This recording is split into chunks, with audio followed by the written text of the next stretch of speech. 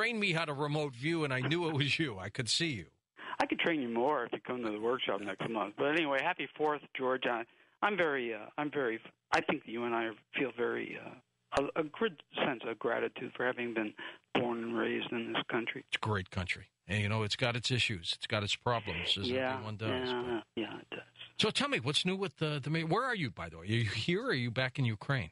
I just returned from Ukraine, moving my family out of the combat zone. Very sad situation. You did get them out of there, though. That's good. Yeah, I got them out of there. We dodged a few bullets and shrapnel and stuff, but we did it. Are things calming down there at all? No, sir. No, it's just a tragedy, and it's going to get worse. But I really didn't want to talk about that tonight. No.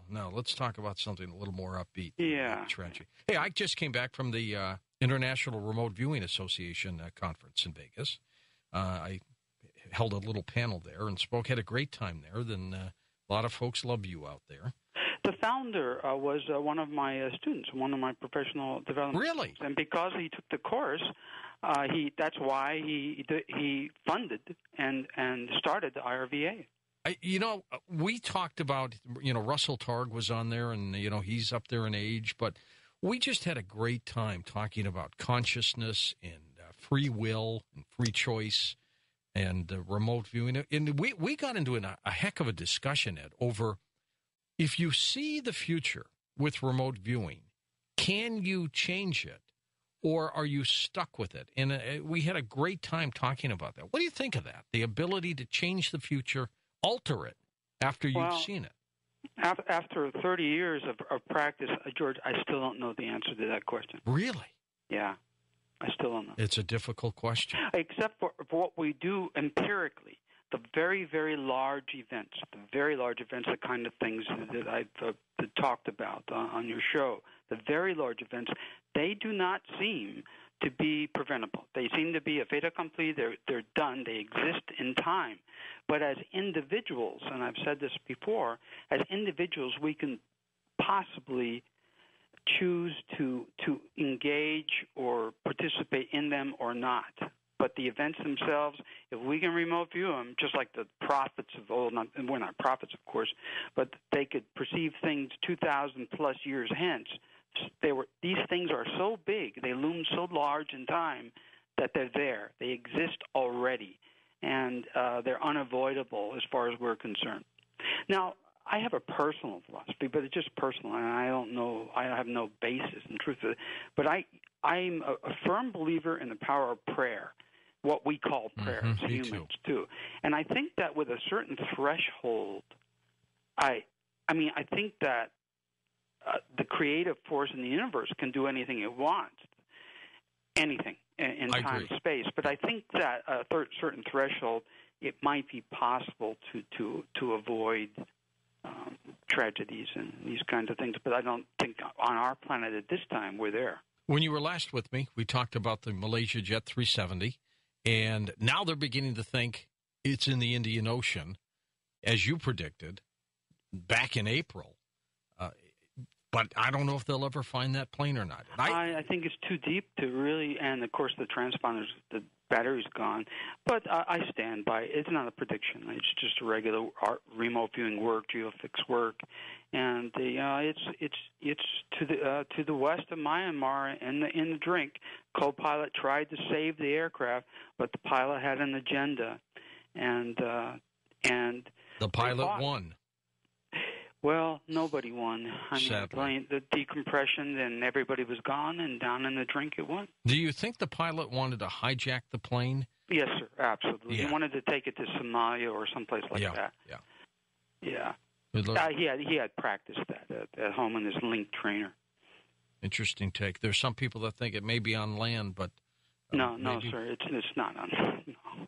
It's not on land. Hey, so tell me about your upcoming conference. Is it going to be in Reno or Tahoe? Where's it going to be? It's not a conference, George. It's a basic workshop, but the focus is on sanctuaries. It's a study course, right? No, sir. It's a basic remote, the fundamentals of remote viewing, but the day and the after hours are focused on individuals finding their sanctuaries, kill shot sanctuaries, and also Fukushima. The West Coast has a problem from Fukushima, and the sanctuary areas where people need to go to get away from that problem are what we talk about there. And you know what? That's almost sold out. But there's always a seat for you. I'll leave one open. I've been telling you this for years. But everyone, I'm either in St. Louis or at some other event speaking. I have a little plaque on one chair that says George. If you show up, it's mine. It's mine. Mm-hmm. And learnrv.com, you've got the dates there and everything on the website? Yeah. And again, I don't want to talk about gloom and doom stuff tonight, all the stuff that But that's what you're known for. Dr. Doom is your name. It's a special day, and I came through a secret door, so I'm supposed to be somebody else. All right, so let's talk about the future. Give me the upbeat stuff for the future. Can you? See, you wanted to talk about upbeat. The only upbeat thing, I mean, for the near-term future, we're talking martial law, and that's very sad. Oh, that's comforting. Yeah, it's not comforting. But in my world, no secrets, the most upbeat thing for me at the global level is ET contact. I feel that extraterrestrial contact is imperative. I really believe that the only way to save this current race of ours on this planet is extraterrestrial contact. And if that's not there in terms of their intervention, this race is finished, and the planet will have to go into hibernation for a while in order to resurrect itself. Are you saying contact is there and we're going to know about it, or it's coming? No, I'm saying it's there, and what I have been saying and I'm saying now is that it can be evoked. It can be facilitated, but you have to have the right keys, the consciousness tools, know where to go and know what to do in order to open that door. They're always here. They're always watching. They always have been. But we have to invite them. We have to actually say, well, give the keys of the car back to Dad and say, I'm not mature enough to drive this car. We have to man up to that as a race and say, please help. And that's what I've been working on, and I'm very optimistic about. But consciousness tools are important. These so-called remote viewing tools, they're really they are the future, and that's what the lingua franca is out there in the galaxies, because there's so many different types of life forms. But they have one thing in common, and that's consciousness. So communication via consciousness tools really is the lingua franca, the universal language. Are there people who practice remote viewing, Ed, and they don't even know they're doing it? Oh, no. Those would be psychics and visionaries, and savants and seers. Remote viewing takes advantage of that innate ability, and most you and I, of course, would agree that it's an innate ability.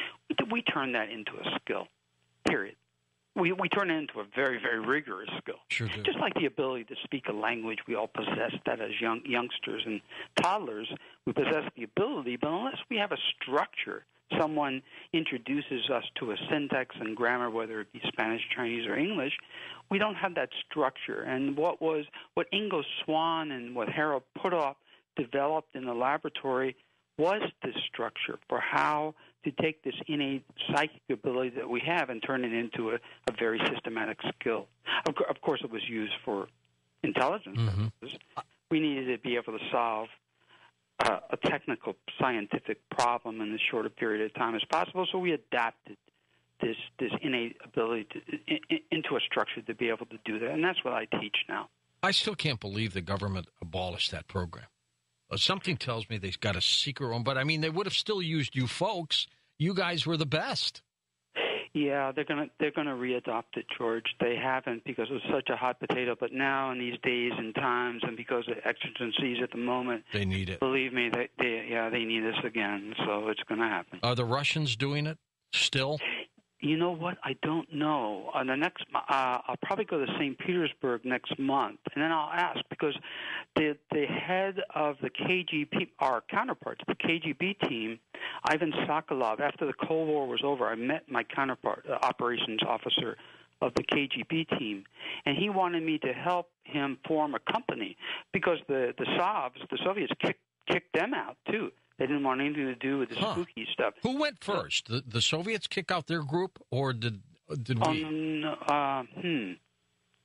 Good question. Yeah, it's probably about the same time. They just... So we didn't react to the Soviet situation. Oh, yes. We reacted to the 10-foot tall syndrome. That was the old saying, the Soviets are 10 foot tall. When we found out that the KGB was doing this and that the Czechs were involved in a psychoenergetics problem, I don't want to go into all the technicalities. But then, yes, that's why we formed this nascent Spy unit funded over the years at because of the Soviets. $20 million. So I'm wondering if we found out they disbanded theirs, then they disbanded ours. No. It was both. It was pretty coincidental. The people that were in charge, the officiators, became afraid that the knowledge that they were involved in the occult and these kinds of things would damage their careers.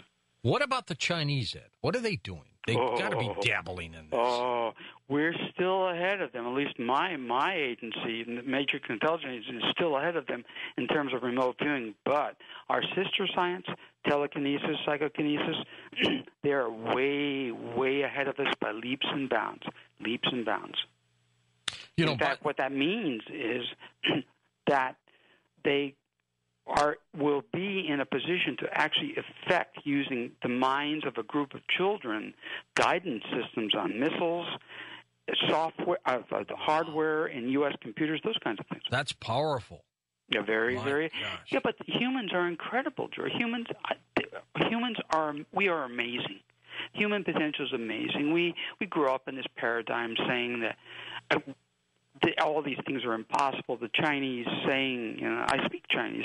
There's Chinese saying that that people that believe that what somebody is doing is impossible should not, disturb them. That really is the kind of paradigm we grew up in. We believe we're accustomed, we're boxed in by our languages and our cultural conditioning to think certain things.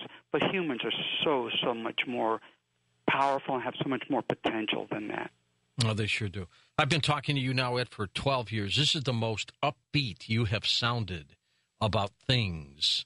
I sound upbeat? You do. Oh, I got. Are you holding back? Dr. Doom can't. I'll ruin my reputation. You're holding back, aren't you? No, you do. You sound upbeat for a change. You don't seem. Well, I love my work, and it's nice to talk to you on this 4th of July, so I should be upbeat. You've always been a great supporter of this program, Ed. Oh, well, vice versa. You've been a great supporter of me, George. Well, I like what you do, and I like who you are, and you're a no-nonsense guy. I mean, the first time I met you, we were doing a TV show for Sci-Fi, and I mean, you're just a straight shooter, and I applaud you for that. Oh, thank you. Those are nice compliments. I appreciate it. So, want to give me a lottery number or something like that?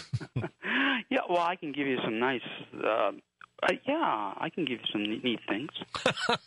No, really. Well, I mean, your conference is George, your workshop is where, in Reno or Tahoe? Yeah, it's in Reno. It's closed. This one's not closed doors. Many of them have been, but this is just a workshop that stresses how close we are in sense of urgency. So, I mean, like after the workshop's done, you and I could walk into a casino, Ed. And Yep. Yeah, I teach my students how to win at the roulette table. Do you really? Betting. Yeah, I do, because it's fun. It's a fun thing. Remote viewing, it's not just an adventure. It's not just a powerful mind tool, but I make it fun too, and that's a fun thing. I have, on my trips to Vegas, I have looked at a roulette table. I don't play it that much, but I have picked numbers, or I've tried to. And now here's a great question: am I trying to see the number that it's going to drop on, or am I trying to move the machine to make the number appear? No, it's strictly remote. You're trying to look forward in time. And the way to do that is to use simply your mind-body connection. Your unconscious knows everything about the future, and your body has a direct link to your unconscious. So what you have to do is remove your thinking mind, that lower mind that knows everything, thinks it knows it, that analytical mind. You have to remove it from the equation. I teach the students how to do that. So in 3 minutes, using your mind-body connection, you know what number's going to pop up. Now that system saturates. You can only win the roulette table at roulette about 2 times in 15 minutes. Then you have to back off because your body saturates in terms of. Yeah, and that's the secret. Kinesiology, and I show the students that in short order. It takes about 5 minutes to show them how to do that. That's fun. That's the fun part about doing this. Yeah, and it is fun. Yeah. And it's such, I've gotten emails from people who've been through your workshops, and I mean it has changed their life. Changed their life.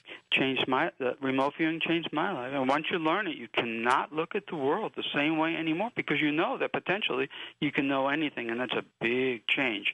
Because then it becomes a matter of, gee, life is short, it's finite, and I can't.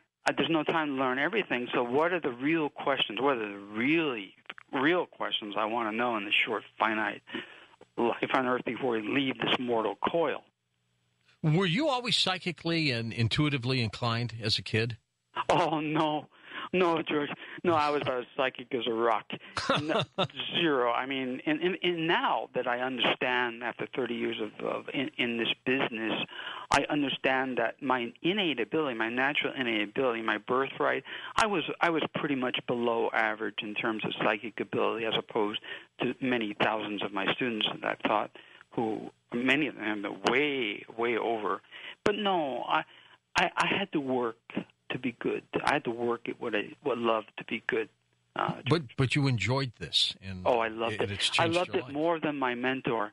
My mentor, Ingo Swann, to whom I became protege, he did not love it. He loved astrology a lot. And he went right back to that after he taught this prototype team of which I was a member. But I loved this so much. That's why I became his protege. And you never stopped.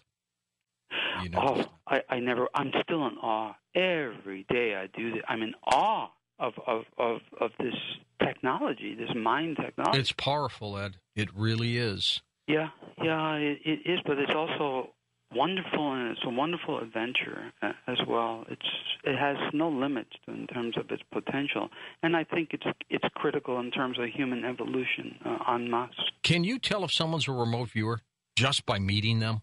No, sir. Okay, so there's no. I have to talk with them and listen to them and look in their eyes, look in their heart, and see if there's a congruence. And it would take me about 10 minutes to be able to ascertain that. And what did you use to make that strange little voice at the top? Oh, I have an old thing. It must be 30 years old. A little device thing here that I used. You know, it has nothing to do with.